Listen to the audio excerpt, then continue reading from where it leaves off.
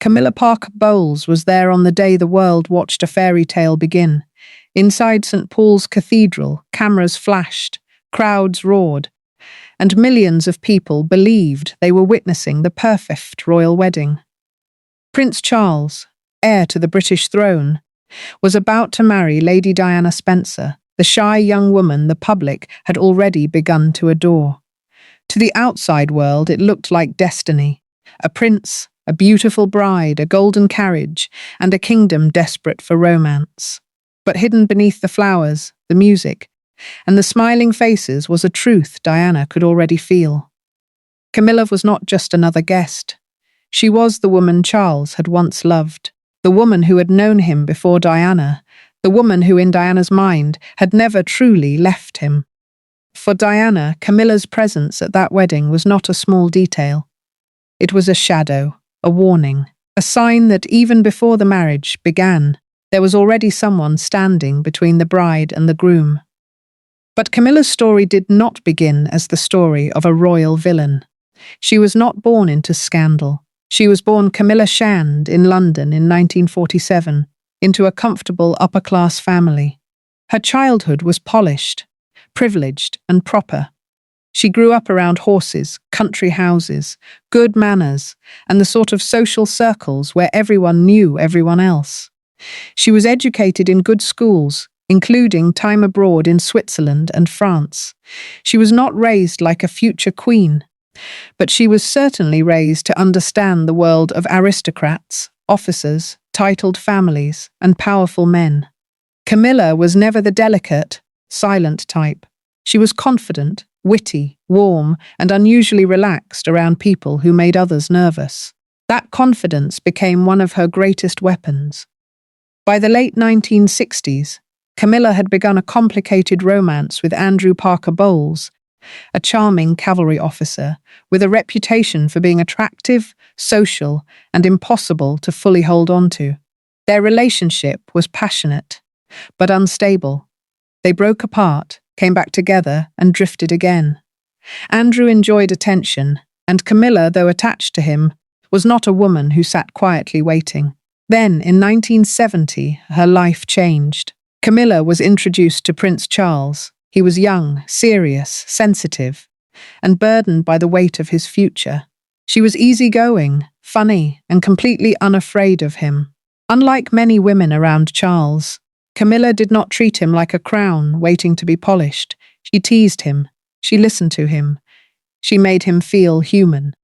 Charles was drawn to her almost immediately. There was an old story that Camilla's great-grandmother had once been the mistress of King Edward VII, Charles's great-great-grandfather. According to royal legend, Camilla even joked about it when she met Charles, suggesting that they had something in common. Whether the line was exactly true or polished by gossip over the years, it captured something important about Camilla. She knew how to make an entrance. She knew how to make Charles laugh. And more importantly, she knew how to stay in his mind. Their connection grew quickly. Charles found in Camilla what he had rarely found elsewhere: comfort. She was not overwhelmed by the palace. She was not dazzled by his title. She seemed to understand his loneliness without needing him to explain it. But love inside the royal family was never just about love. Charles was not free to choose like an ordinary man. He was the future king, and the woman beside him had to satisfy tradition, family pressure, public expectation, and royal image. Camilla may have been upper class, but to some inside the royal world, she was not the perfect future queen. She had a past, she had a strong personality, and she did not fit the untouched, ideal image many people expected from the wife of a prince. Then duty stepped in. Charles left for service with the Royal Navy, and while he was away, the fragile romance began to slip from his hands. Camilla returned to Andrew Parker Bowles, the man she had loved before Charles. Soon, her life moved in another direction. But Charles did not forget her. And years later, when Diana walked down the aisle, in a wedding dress watched by the whole world, she was not only marrying a prince. She was marrying a man whose heart, perhaps, had already been claimed. Charles and Camilla's romance might have ended quietly, but it did not disappear. When Charles left England for naval duty, he was not simply leaving behind a young woman he liked. He was leaving behind the one person who had made him feel completely understood. Camilla had given him something rare: ease. With her, he did not have to perform the role of prince every second. He could be awkward, doubtful, emotional, even wounded, and she would not turn him into a royal symbol. She treated him like a man. But whilst Charles was away, life moved without him. Camilla returned to Andrew Parker Bowles, the man who had occupied her heart long before Charles arrived. Andrew was handsome, charming, well-connected, and frustratingly difficult to pin down. His romance with Camilla had always been restless. One moment they seemed destined for marriage, the next they were drifting apart again. Their families had watched the uncertainty for years, and eventually they stepped in. The engagement was announced publicly, and once it appeared in the newspapers, there was no graceful way back. Andrew proposed, Camilla accepted, and in 1973 she became Camilla Parker Bowles. It looked like the sensible ending to a complicated young romance, but it was not really an ending. Camilla's marriage placed her firmly inside the social world Charles knew best. She was no longer a possible royal bride, but she was still nearby, still familiar, still part of the circle. Charles, meanwhile, continued to search for the woman who could stand beside him as future queen. That search was not simple. He had duties, expectations, and a family that cared deeply about appearances. The future king could not marry just anyone. Camilla had already married someone else, and even before that, she was never considered the perfect royal candidate. She was warm and witty, but she was not the untouched fairy tale bride people wanted for Charles. She had a romantic history. She had a bold personality.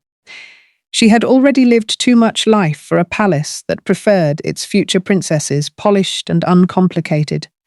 So Charles carried on. He dated women who seemed more suitable. He attended royal events, fulfilled his public duties, and tried to become the man everyone expected him to be. Yet behind that controlled exterior, Camilla remained the emotional center he kept returning to. Then tragedy struck.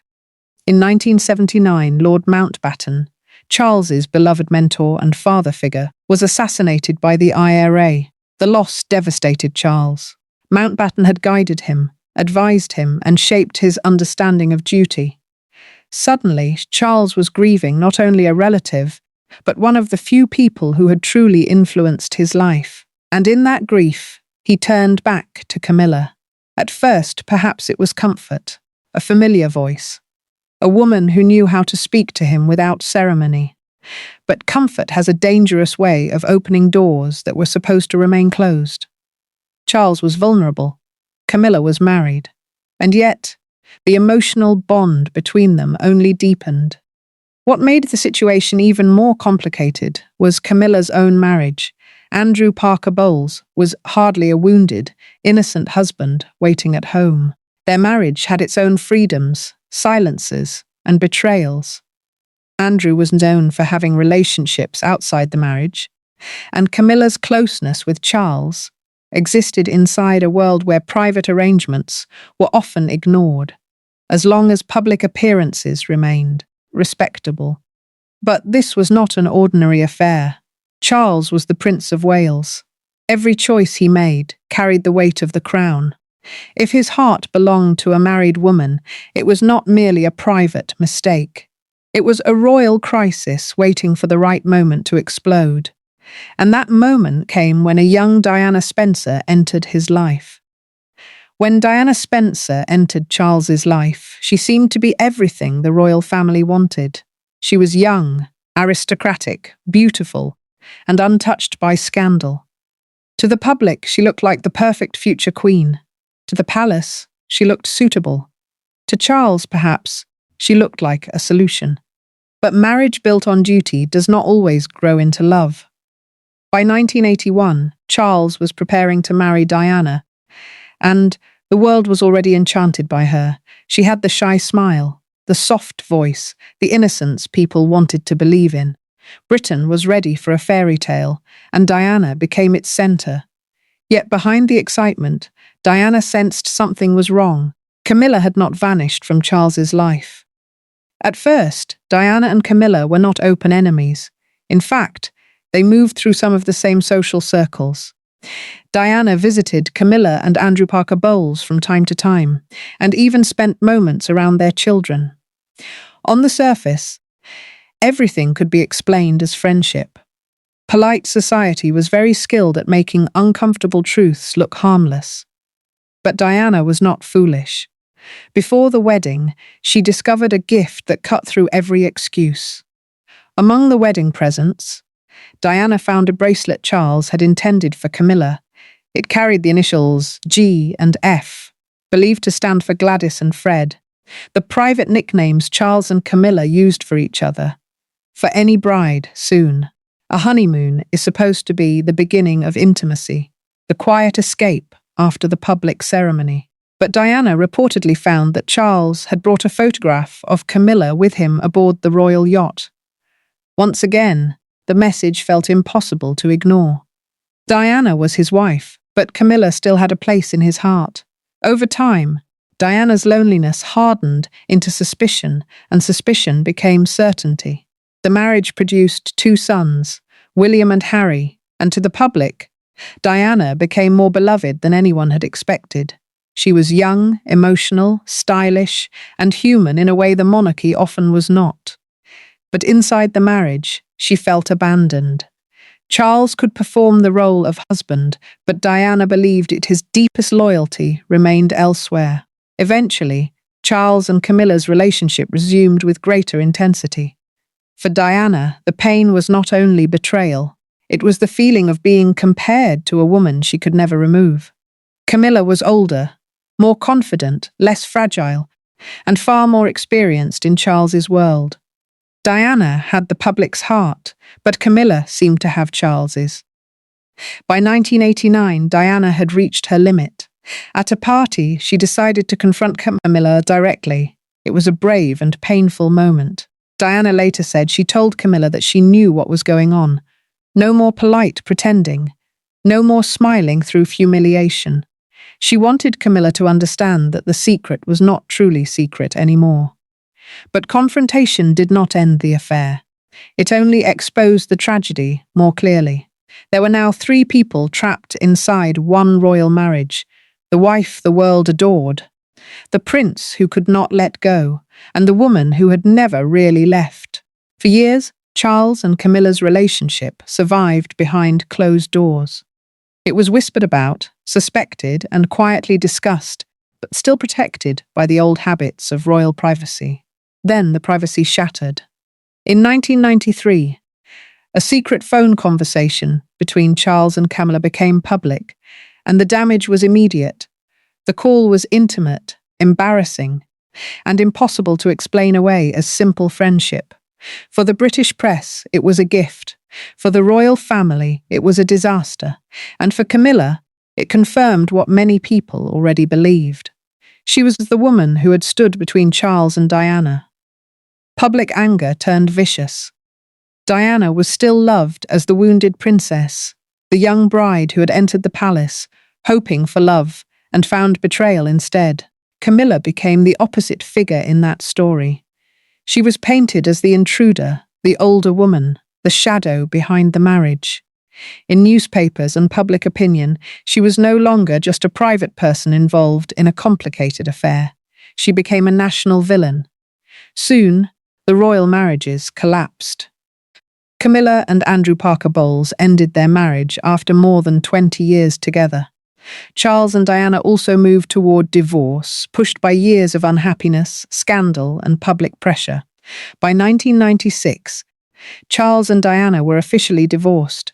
At last, Charles and Camilla were both free, but freedom did not mean acceptance. The public was not ready to welcome Camilla as Charles's future wife.